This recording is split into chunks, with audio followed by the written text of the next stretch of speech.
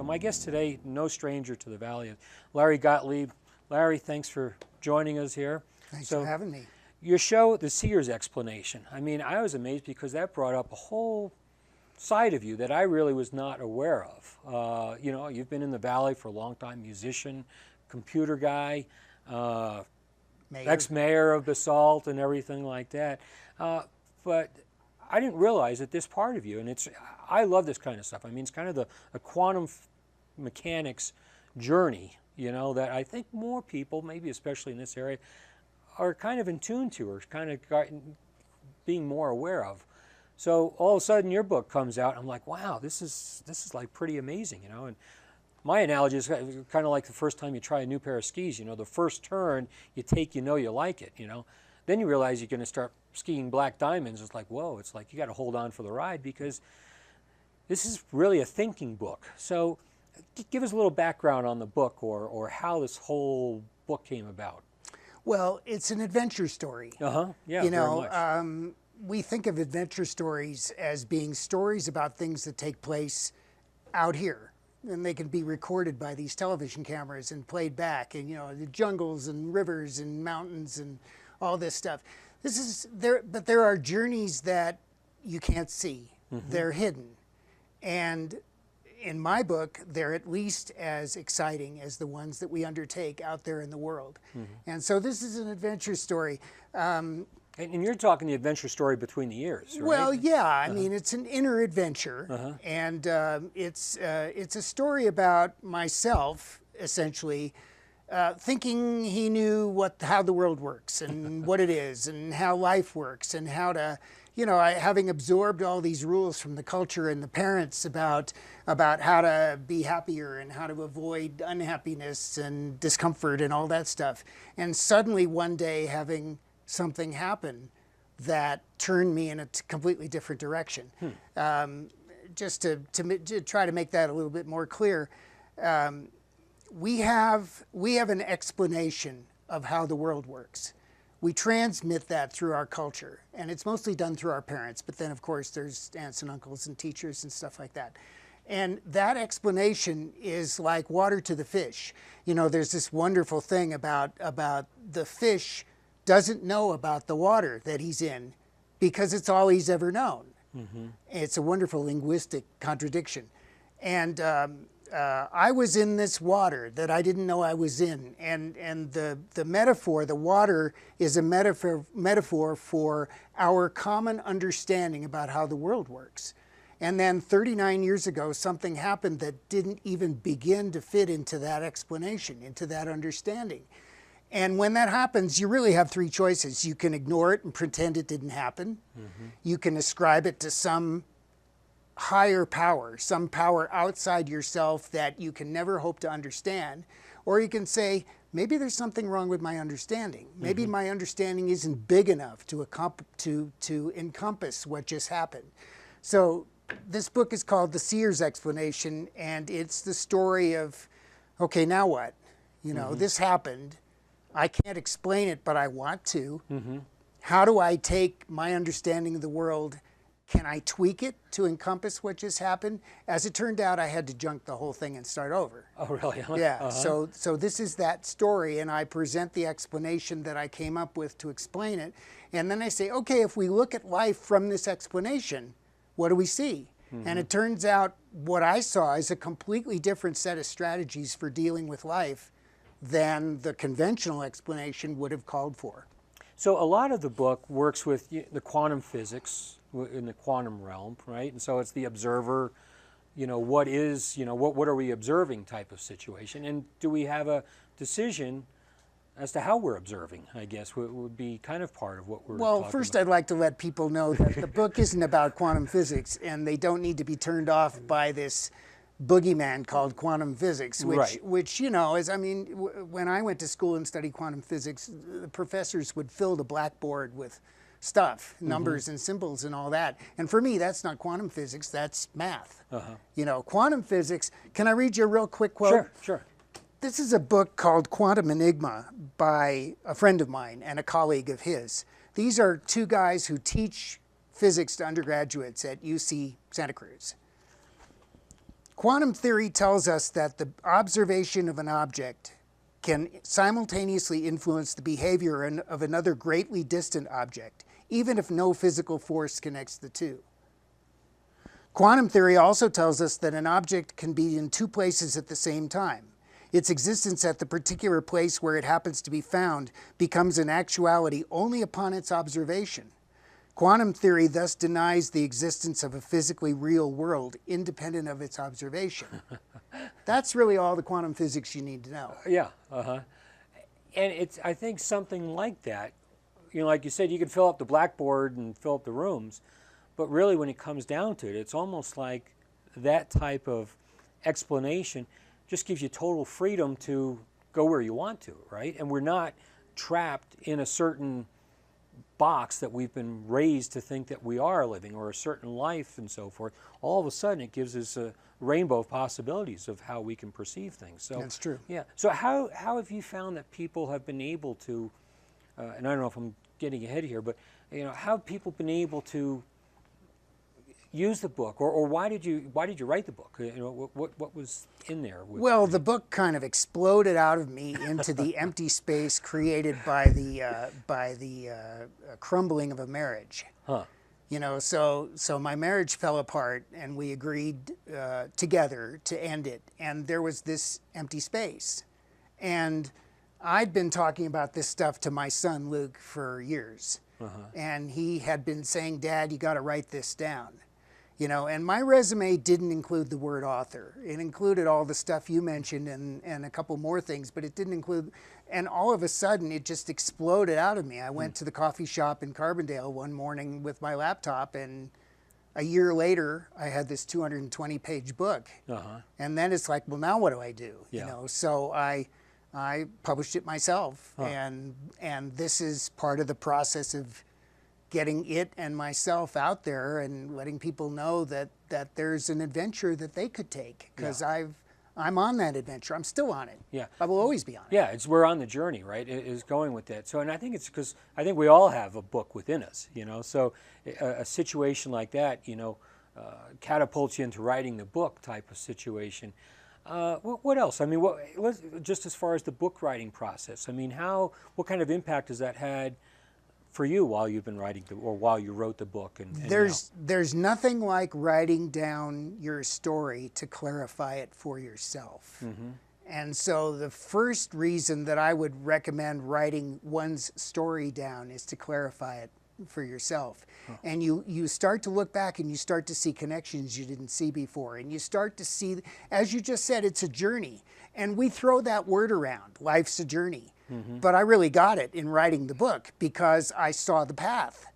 And projecting myself back about 40 years, there is no way I could have predicted even a fraction of the content of the journey. I had no idea. It's kind of like, you know, setting out at the end of Route 66 in Santa Monica and saying, okay, I'm on a journey. You don't know where you're going. You know, you don't know what direction you're going in.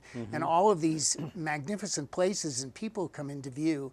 And it's clear to me, looking back, that I came to this world to be on this journey. I had a purpose when I came here. It isn't just an accident of, it isn't at all, for me, an accident of birth or genetics or any of that stuff. I came here with a purpose, and this is the purpose. Fascinating. Now, let me ask you then, because a lot of the times, I mean, you know, our perception of the world doesn't have to be stuck in that perception. We can change. You know, we you know, no events have meanings until we give them meanings. So even if something has happened in our past and we've put a meaning on it, we can look back on that and we have the power to perceive that differently, to put a different meaning on it, right? Yes. So this type of situation you're talking about, and we're all on our own journey that we're with, but yet we share common things or experience different things together. So, because there are some things that I've picked up on the book that, hey, you know what, how we perceive things, or it's even a situation of like, can you really bend the universe to what you want to have happen, as opposed to being a victim. And again, I'm going to say from the quantum aspect, it changes that perception a little bit, as opposed to life happening to you, you happening to life type of thing. So your thoughts on that as far as... Well, let me do it this way.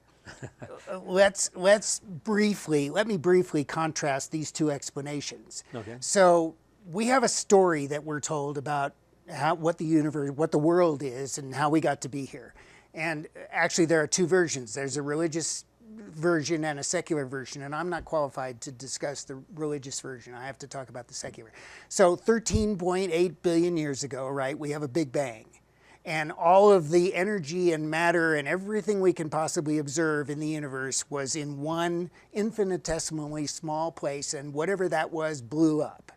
And everything that we see now is a function of the cooling and the condensing of that energy into stars, galaxies, planets, molecules, molecular biology, and what we call life.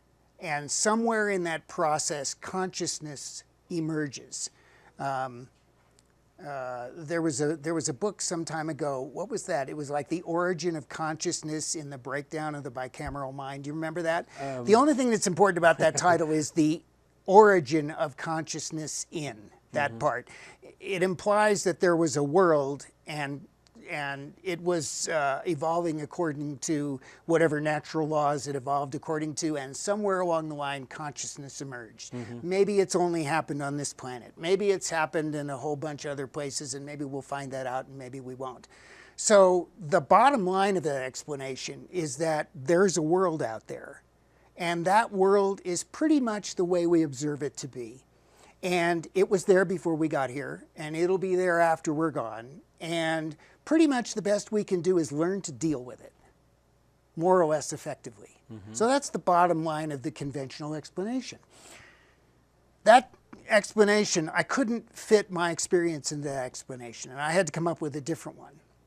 So the Seer's explanation, what I call the Seer's explanation, inverts that basic thing. It doesn't say that the world is senior to who we are, to consciousness. It turns that around, and it says consciousness was, is, and will be, whether or not there's a world around to observe. And that actually goes along pretty well with that quote I just read you about quantum theory.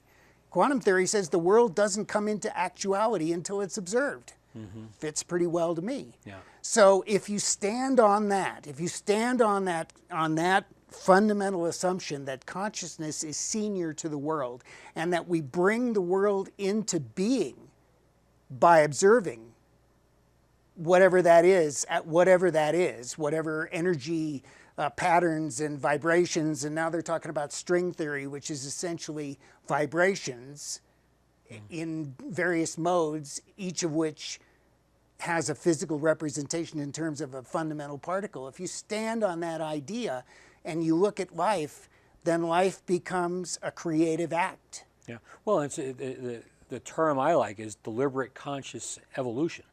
You know, and we start becoming more aware and more involved, you know, with life and what's going on, and realize that we do have the ability, like I've said before, is making those choices and making those different perceptions with that. So yeah. So pretty amazing. I mean, if there's a world out there that you have to deal with, you have a really limited range of choices, limited range of options. Yeah. But if you project that quantum mechanical idea to the choice of an energy configuration that you're going to choose to observe, which is perhaps easier said than done, but there are some techniques to help you get there, help me get there, you can bring a different world into view. Yep. Now, I'm not talking about a different world where everything is purple or something like that. I'm talking about a subtly different world where you just made the light that you might have otherwise not made, or you just rendezvoused with this person that might have left 5 minutes before had you chosen that other pattern. And it's interesting the way we choose those patterns. We choose them with our feelings. Yeah, yeah. Well, we don't choose them intellectually. Right. So I think that's one of the reasons why I resonate so much with the book, because I think just the practice that I do, you know, we're all energy beings and all these types of things going on. I want to just give kind of a heads up. I mean, we're coming into our final minutes here with the show. So I wanted to make sure that, you know, you kind of got the points across, you know, the message. I mean, kind of why does the book matter, or what difference could it make as far as the book is concerned? What I have found is that my life experience depends upon the story I tell about my life experience. And that story is my choice. So I can tell a story about how I've been a victim of circumstances and how this happened to me and that happened to me and this person did that and that person took something away. Or I can tell a story about each experience as a challenge, allowing and actually pushing me to grow. The classic example for me is my relationship with my mother, who's no longer with us. My mother and I battled for decades. We were at loggerheads for decades. She knew how life ought to be lived, and I wasn't living it that way, and that upset her tremendously. And I felt like she was a tormentor. So for me, Mom was a tormentor, and I told that story. Mm-hmm. And her behavior that I observed toward me supported that story. It reinforced that story. After she passed, I had I guess the word would be epiphany.